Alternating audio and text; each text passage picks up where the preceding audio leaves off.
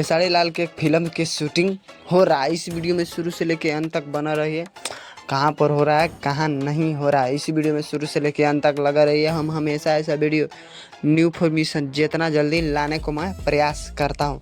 खेसारी लाल के फिल्म के शूटिंग हो रहा है जो ज़बरदस्त तरीके से हो रहा है। खेसारी लाल कोई भी चाहे गाना लेके आते हैं या फिल्म लेके आते हैं तो भोजपुरी इंडस्ट्री में तबाही मचा के रख देते हैं।